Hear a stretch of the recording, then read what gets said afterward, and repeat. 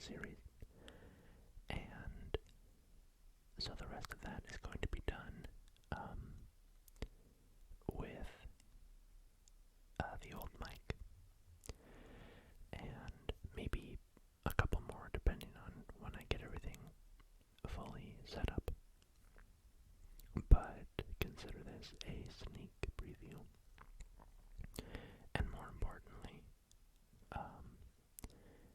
this is a Halloween video. I wanted to celebrate Halloween by reading one of my favorite short stories, and especially one of my favorite horror short stories. And it is called The Yellow Wallpaper by Charlotte Perkins Gilman. It is from 1892. And it's, by my understanding, fairly famous. I mean, for short stories published in the 19th century anyways. So, with that, let's jump into it. The Yellow Wallpaper by Charlotte Perkins Gilman. It is very seldom that mere ordinary people like John and myself secure ancestral halls for the summer, a colonial mansion, a hereditary estate, I would say a haunted house, and reach the height of romantic felicity, but that would be asking too much of fate. Still, I will proudly declare that there is something queer about it. Else, why should it be let so cheaply, and why have stood so long untenanted? John laughs at me, of course, but one expects that in marriage. John is practical in the extreme. He has no patience with faith, an intense horror of superstition, and he scoffs openly at any talk of things not to be felt and seen and put down in figures. John is a physician, and perhaps, I would not say it to a living soul, of course, but this is dead paper and great relief to my mind. Perhaps that is one reason I do not get well faster. You see, he does not believe I am sick. And what can one do? If a physician of high standing and one's own husband assures friends and relatives that there is really nothing the matter with one but temporary nervous depression, a slight hysterical tendency, what is one to do? My brother is also a physician, and also of high standing, and he says the same thing. So I take phosphates or phosphites, whichever it is, and tonics and journeys and air and exercise, and am absolutely forbidden to work until I am well again. Personally, I disagree with their ideas. Personally, I believe that congenial work with excitement and change would do me good. But what is one to do? I did write for a while in spite of them, but it does exhaust me a good deal having to be so sly about it, or else meet with heavy opposition. I sometimes fancy that in my condition, if I had less opposition and more society and stimulus, but John says the very worst thing I can do is to think about my condition, and I confess it always makes me feel bad. So I will let it alone, and talk about the house. The most beautiful place. It is quite alone, standing well back from the road, quite 3 miles from the village. It makes me think of English places that you read about, for there are hedges and walls and gates that lock, and lots of separate little houses for the gardeners and people. There is a delicious garden. I never saw such a garden, large and shady, full of box-bordered paths and lined with long grape-covered arbors with seats under them. There were greenhouses too, but they are all broken now. There was some legal trouble, I believe. Something about the heirs and co-heirs. Anyhow, the place has been empty for years. That spoils my ghostliness, I am afraid, but I don't care. There is something strange about the house. I can feel it. I even said so to John one moonlit evening, but he said what I felt was a draft and shut the window. I get unreasonably angry with John sometimes. I'm sure I never used to be so sensitive. I think it is due to this nervous condition. But John says if I feel so, I shall neglect proper self-control, so I take pains to control myself, before him at least, and that makes me very tired. I don't like our room a bit. I wanted one downstairs that opened on the piazza and had roses all over the window and such pretty old-fashioned chintz hangings, but John would not hear of it. He said there was only one window and not room for two beds, and no near room for him if he took another. He is very careful and loving, and hardly lets me stir without special direction. I have a scheduled prescription for each hour in the day. He takes all care from me, and so I feel basely ungrateful not to value it more. He said we came here solely on my account, that I was to have perfect rest and all the air I could get.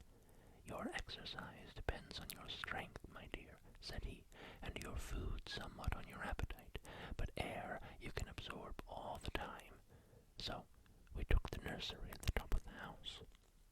It is a big, airy room, the whole floor nearly, with windows that look all ways, and air and sunshine galore. It was nursery first, and then playroom and gymnasium, I should judge, for the windows are barred for little children, and there are rings and things in the walls. The paint and paper look as if a boy's school had used it. It is stripped off. The paper, in great patches all around the head of my bed, about as far as I can reach, and in a great place on the other side of the room, low down. I never saw a worse paper in my life. One of those sprawling, flamboyant patterns committing every artistic sin. It is dull enough to confuse the eye in following, pronounced enough to constantly irritate and provoke study, and when you follow the lame, uncertain curves for a little distance, they suddenly commit suicide, plunge off at outrageous angles, destroy themselves in unheard-of contradictions. The color is repellent, almost revolting, a smoldering, unclean yellow, strangely faded by the slow-turning sunlight. It is a dull yet lurid orange in some places, a sickly sulphur tint in others. No wonder the children hated it. I should hate myself if I had to live in this room long. There comes John, and I must put this away. He hates to have me write a word. We have been here 2 weeks, and I haven't felt like writing before since that first day. I am sitting by the window now, up in this atrocious nursery, and there is nothing to hinder my writing as much as I please, save lack of strength. John is away all day, and even some nights when his cases are serious. I am glad my case is not serious, but these nervous troubles are dreadfully depressing. John does not know how much I really suffer. He knows there is no reason to suffer, and that satisfies him. Of course, it is only nervousness. It does weigh on me so not to do my duty in any way. I meant to be such a help to John, such real rest and comfort, and here I am a comparative burden already. Nobody would believe what an effort it is to do what little I am able, to dress and entertain and order things. It is fortunate Mary is so good with the baby, such a dear baby, and yet I cannot be with him. It makes me so nervous. I suppose John never was nervous in his life. He laughs at me so about this wallpaper. At first, he meant to repaper the room, but afterwards he said that I was letting it get the better of me, and that nothing was worse for a nervous patient than to give way to such fancies. He said that after the wallpaper was changed, it would be the heavy bedstead, and then the barred windows, and then that gate at the head of the stairs, and so on. You know the place is doing you good, he said, and really, dear, I don't care to renovate the house just for a 3 months' rental. Then do let us go downstairs, I said. There are such pretty rooms there.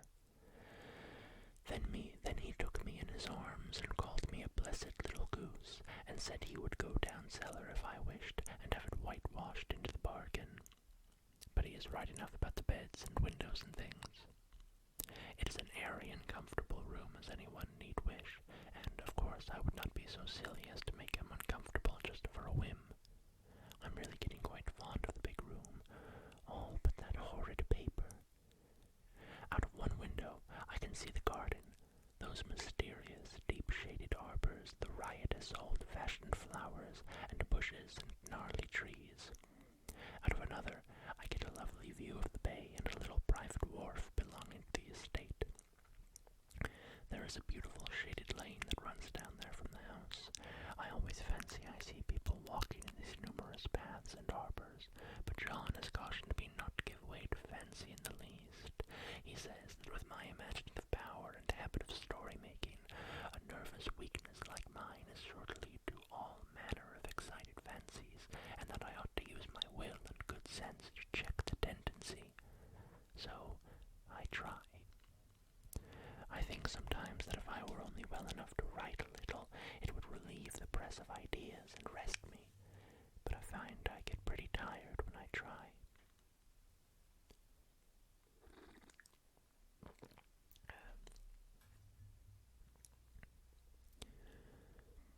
It is so discouraging not to have any advice and companionship about my work. When I get really well, John says we will ask Cousin Henry and Julia down for a long visit, but he says he would as soon put fireworks in my pillowcase as to let me have those stimulating people about me. I wish I could get well faster, but I must not think about that. This paper looks to me as if it knew what a vicious influence it had. There is a recurrent spot where the pattern lolls like a broken neck, and two bulbous eyes stare at you upside down.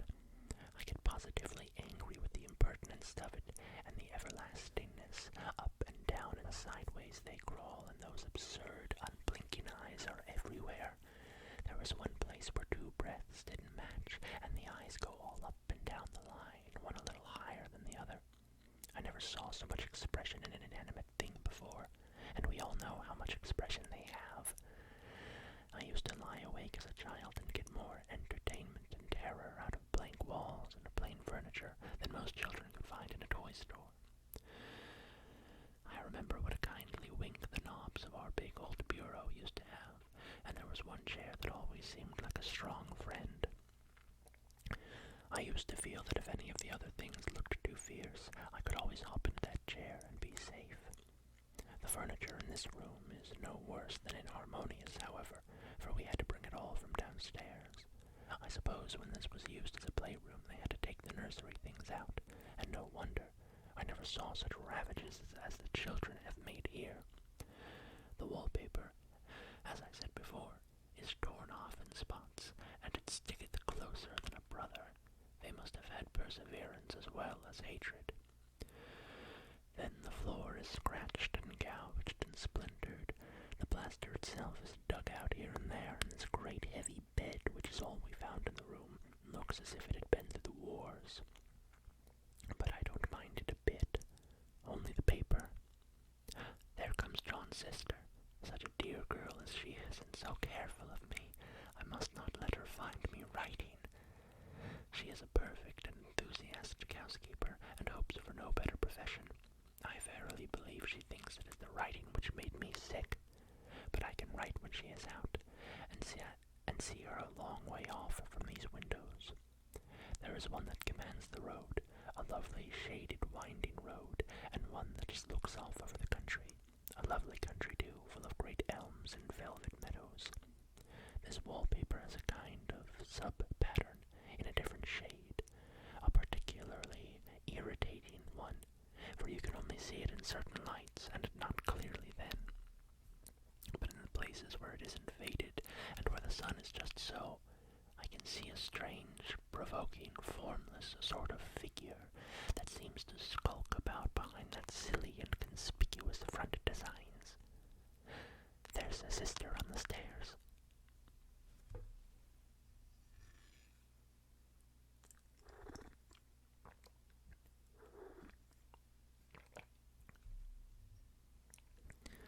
Well, the 4th of July is over. The people are all gone and I am tired out. John thought it might do me good to see a little mother and Nellie and the children down for a week. Of course, I didn't do a thing. Jenny sees to everything now. But it tired me all the same. John says if I don't pick up faster, he shall send me to Weir Mitchell in the fall. But I don't want to go there at all. I had a friend who was in his hands once, and she says he is just like John and my brother, only more so. Besides, it is such an undertaking to go so far. I don't feel as if it was worthwhile to turn my hand over for anything, and I'm getting dreadfully fretful and querulous. I cry at nothing, and cry most of the time. Of course, I don't when John is here, or anybody else, but when I am alone, and I am alone a good deal just now. John is kept in town very often by serious cases, and Jenny is good and lets me alone when I want her to. So I walk a little in the garden, or down that lovely lane, sit on the porch under the roses, and lie down up here a good deal. I'm getting really fond of the room in spite of the wallpaper. Perhaps because of the wallpaper. It dwells in my mind so. I live here on this great immovable bed. It is nailed down, I believe, and follow that pattern about by the hour. It is as good as gymnastics, I assure you. I start, we'll say, at the bottom, down in the corner over there where it has not been touched, and I determine for the 1000th time that I will follow that pointless pattern to some sort of a conclusion. I know little of the principle of design, and I know this thing was not arranged on any laws of radiation or alternation or repetition or symmetry or anything else that I ever heard of. It is repeated, of course, by the breadths, but not otherwise. Looked at in one way, each breadth stands alone. The bloated curves and flourishes, a kind of debased Romanesque with delirium tremens, go waddling up and down in isolated columns of fatuity. But, on the other hand, they connect diagonally, and the sprawling outlines run off in great slanting waves of optic horror like a lot of wallowing seaweeds in full chase. The whole thing goes horizontally, too. At least it seems so, and I exhaust myself in trying to distinguish the order of its going in that direction. They have used a horizontal breadth for a frieze, and that adds wonderfully to the confusion. There is one end of the room where it is almost intact, and there, when the cross lights fade and the low sun shines directly upon it, I can almost fancy radiation after all. The interminable grotesques seem to form around a common center and rush off in headlong plunges of equal distraction. It makes me tired to follow it. I will take a nap, I guess. I don't know why I should write this. I don't want to. I don't feel able. And I know John would think it absurd, but I must say what I feel and think in some way. It is such a relief. But the effort is getting to be greater than the relief. Half the time now I am awfully lazy and lie down ever so much. John says I mustn't lose my strength and has me take cod liver oil and lots of tonics and things, to say nothing of ale and wine and rare meat. Dear John, he loves me very dearly and hates to have me sick. I tried to have a real earnest, reasonable talk with him the other day and tell him how I wish he would let me go and make a visit to Cousin Henry and Julia. But he said I wasn't able to go, nor able to stand it after I got there, and I did not make out a very good case for myself, for I was crying before I had finished. It is getting to be a great effort for me to think straight. Just this nervous weakness, I suppose. And dear John gathered me up in his arms and just carried me upstairs and laid me on the bed and sat by me and read to me till it tired my head. He said I was his darling and his comfort and all he had, and that I must take care of myself for his sake and keep well. He says no one but myself can help me out of it, that I must use my will and self-control and not let any silly fancies run away with me. There's one comfort. The baby is well and happy, and does not have to occupy this nursery with the horrid wallpaper. If we had had not used it, that blessed child would have. What a fortunate escape. Why, I wouldn't have a child of mine, an impressionable little thing, live in such a room for worlds. I never thought of it before, but it is lucky that John kept me here after all. I can stand it so much easier than a baby, you see. Of course, I never mention it to them anymore. I am too wise, but I keep watch of it all the same. There are things in that paper that nobody knows but me, or ever will. Behind that outside pattern, the dim shapes get clearer every day. It is always the same shape, only very numerous, and it is like a woman stooping down and creeping about behind that pattern. I don't like it a bit. I wonder, I begin to think, I wish John would take me away from here.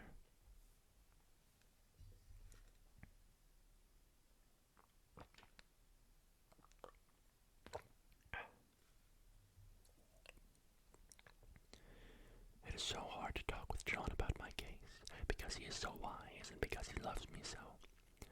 But I tried it last night. It was moonlight.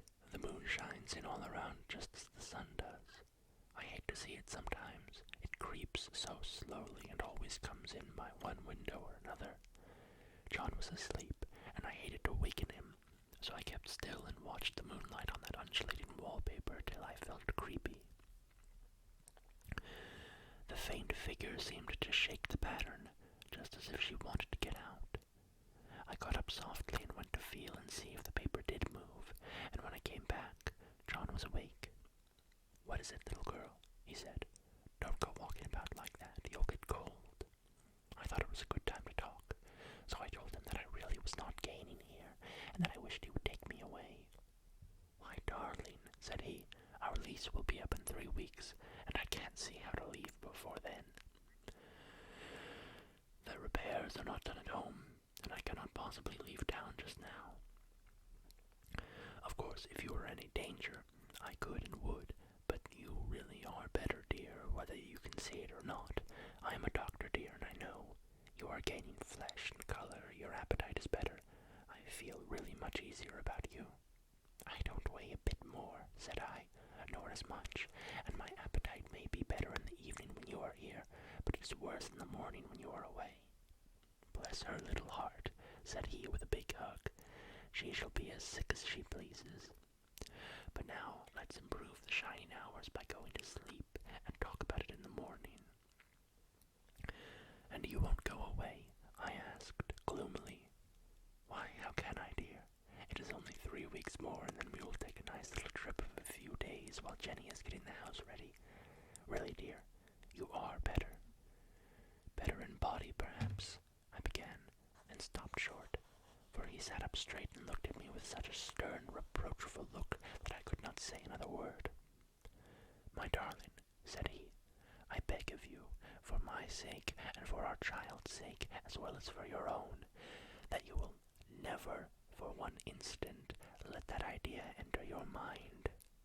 There is nothing so dangerous, so fascinating to a temperament like yours. It is a false and foolish fancy. Can you not trust me as a physician when I tell you so?" So, of course, I said no more on that score, and we went to sleep before long. He thought I was asleep first, but I wasn't, and lay there for hours trying to decide whether that front pattern and the back pattern really did move together or separately. On a pattern like this, by daylight, there is a lack of sequence, a defiance of law that is a constant irritant to a normal mind. The color is hideous enough, and unreliable enough, and infuriating enough, but the pattern is torturing. You think you have mastered it, but just as you get well underway in following, it turns a back somersault, and there you are. It slaps you in the face, knocks you down, and tramples upon you. It is like a bad dream. The outside pattern is a florid arabesque, reminding one of a fungus. If you can imagine a toadstool in joints, an interminable string of toadstools budding and sprouting in endless convolutions, why, that is something like it. That is, sometimes. There is one marked peculiarity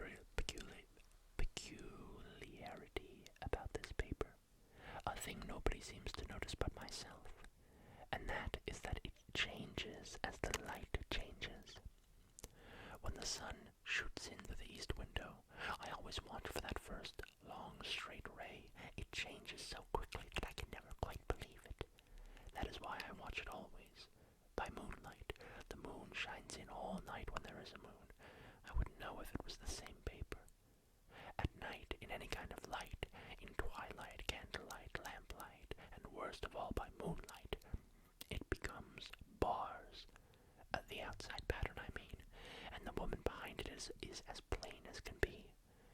I didn't realize for a long time what the thing was that showed behind, that dim sub-pattern, but now I am quite sure it is a woman. By daylight, she is subdued, quiet. I fancy it is the pattern that keeps her so still. It's so puzzling. It keeps me quiet by the hour. I lie down ever so much now. John says it is good for me, and to sleep all I can. Indeed, he started the habit by making me lie down for an hour after each meal. It is a very bad habit, I am convinced, for you see, I don't sleep, and that cultivates deceit, for I don't tell that I'm awake, oh no. The fact is, I am getting a little afraid of John. He seems very queer sometimes, and even Jenny has an inexplicable look. It strikes me occasionally, just as a scientific hypothesis, that perhaps it is the paper. I have watched John when he did not know I was looking, and come into the room suddenly on the most innocent excuses, and I've caught him several times looking at the paper. And Jenny, too. I caught Jenny with her hand on it once. She didn't know I was in the room, and when I asked her in a very quiet voice with the most restrained manner possible, what she was doing with the paper, she turned around as if she had been caught stealing, and looked quite angry, asked me why I should frighten her so.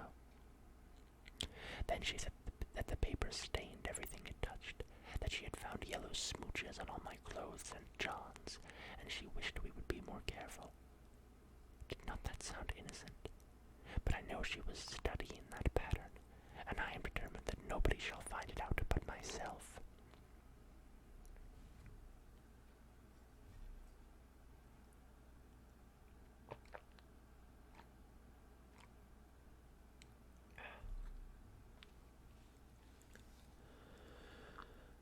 Life is very much more exciting now than it used to be.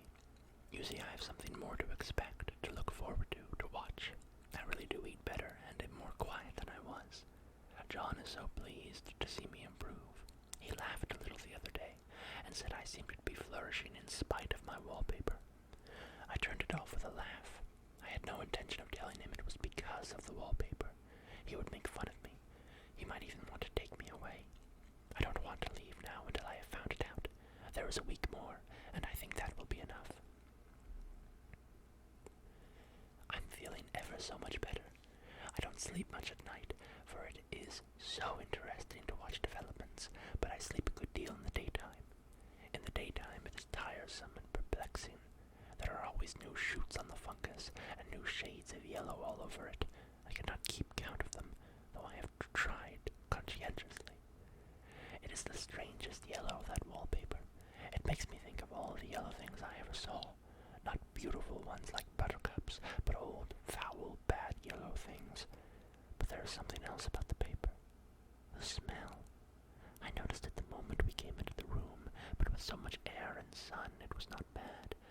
Now we have had a week of fog and rain, and whether the windows are open or not, the smell is here.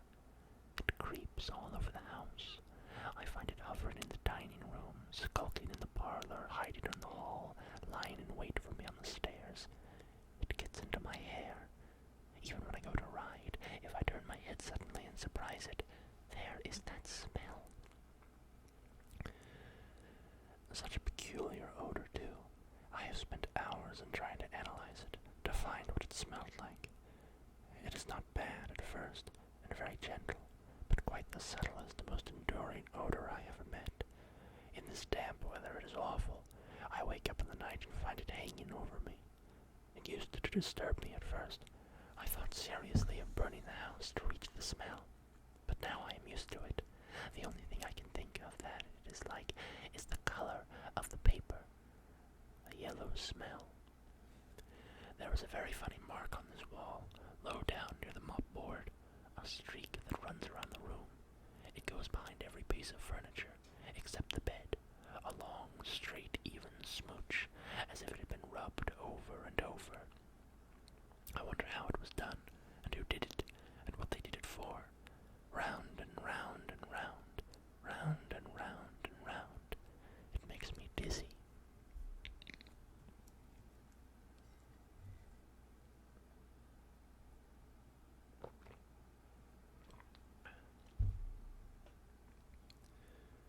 I really have discovered something at last. Through watching so much at night, when it changes so, I have finally found out the front pattern does move, and no wonder the woman behind shakes it. Sometimes I think there are a great many women behind, and sometimes only one, and she crawls around fast, and her crawling shakes it all over. Then, in the very bright spots, she keeps still, and in the very shady spots, she just takes hold of the bars and shakes them hard.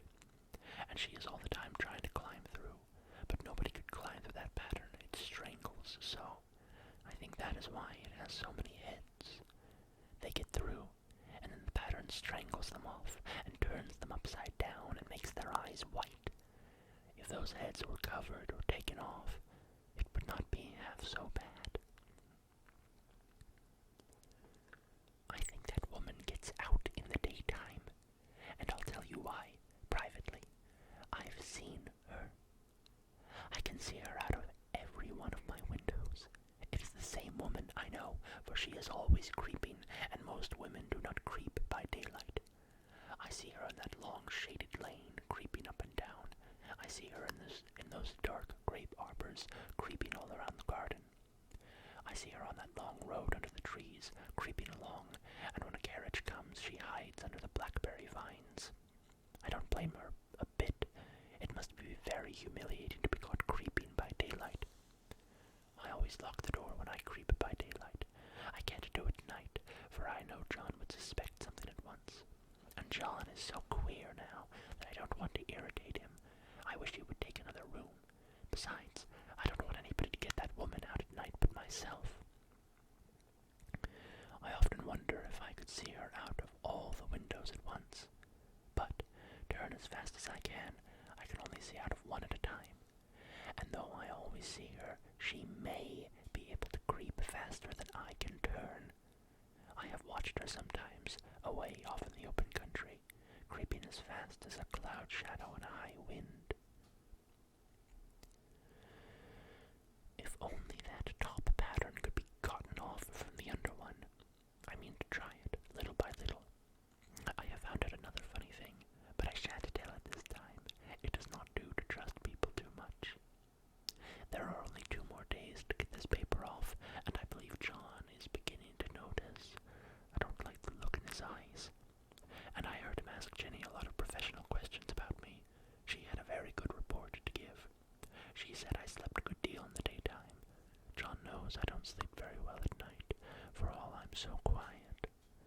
He asked me all sorts of questions too, and pretended to be very loving and kind, as if I couldn't see through him. Still, I don't wonder he acts so, sleeping under this paper for 3 months. It only interests me, but I feel sure John and Jenny are secretly affected by it. Hurrah! This is the last day, but it is enough. John to stay in town overnight and won't be out until this evening. Jenny wanted to sleep with me, a sly thing, but I told her I should undoubtedly rest better for a night all alone. That was clever, for really I wasn't alone a bit. As soon as it was moonlight and that poor thing began to crawl and shake the pattern, I got up and ran to help her. I pulled and she shook, I shook and she pulled, and before morning we had peeled off yards of that paper, a strip about as high as my head and half around the room. And then, when the sun came and that awful pattern began to laugh at me, I declared go away tomorrow, and they are moving all my furniture down again to leave things as they were before. Jenny looked at the wall in amazement, but I told her merrily that I did it out of pure spite at the vicious thing. She laughed and said she wouldn't mind doing it herself, but I must not get tired. How she betrayed herself that time. But I am here, and no person touches this paper but me, not alive. She tried to get me out of the room. It was too patent, but I said it was so quiet and empty and clean now that I believed I would lie down again and sleep all I could, and not to wake me even for dinner. I would call when I woke. So now she is gone, and the servants are gone, and the things are gone, and there is nothing left but that great bedstead nailed down with the canvas mattress we found on it. We shall sleep downstairs tonight, and take the boat home tomorrow. I quite enjoy the room now it is bare again. How those children did tear about here. This bedstead is fairly gnawed. But I must get to work. I have locked the door and thrown the key down into the front path. I don't want to go out, and I don't want to have anybody come in till John comes. I want to astonish him. I've got a rope up here that even Jenny did not find. If that woman does get out and tries to get away, I can tie her. But I forgot I could not reach far without anything to stand on. This bed will not move. I tried to lift and push it until I was lame, and then I got so angry I bit off a little piece at one corner, but it hurt my teeth. Then I peeled off all the paper I could reach standing on the floor. It sticks horribly, and the pattern just enjoys it. All those strangled heads and bulbous eyes and waddling fungus growths just shriek with derision. I am getting angry enough to do something desperate. To jump out of the window would be admirable exercise, but the bars are too strong even to try. Besides, I wouldn't do it. Of course not. I know well enough that a step like that is improper and might be misconstrued. I don't like to look out of the windows even. There are so many of those creeping women, and they creep so fast. I wonder if they all come out of that wallpaper as I did. But I am securely fastened now by my well-hidden rope. You don't get me out in the road there. I suppose I shall have to get back behind the pattern when it comes night, and that is hard. It is so pleasant to be out in this great room and creep around as I please. I don't want to go outside. I won't, even if Jenny asks me to. For outside, you have to creep on the ground, and everything is green instead of yellow. But here, I can creep smoothly on the floor, and my shoulder just fits in that long smoocher on the wall, so I cannot lose my way. Why, there's John at the door.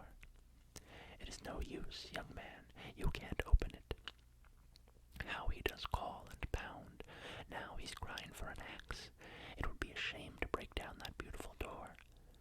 John, dear, said I in the gentlest voice, the key is down by the front steps under a plantain leaf. That silenced him for a few moments. Then he said, very quietly indeed, open the door, my darling. I can't, said I. The key is down by the front door under a plantain leaf. And then I said it again, several times, very gently and slowly, and said it so often that he had to go and see, and he got it, of course, and came in.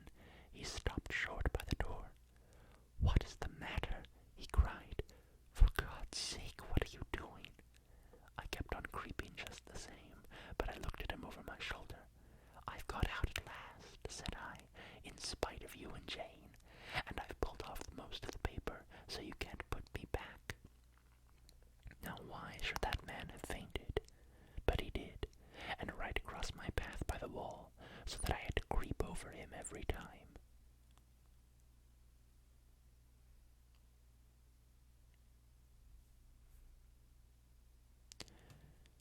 And that is The Yellow Wallpaper by Charlotte Perkins or Charlotte Perkins Gilman.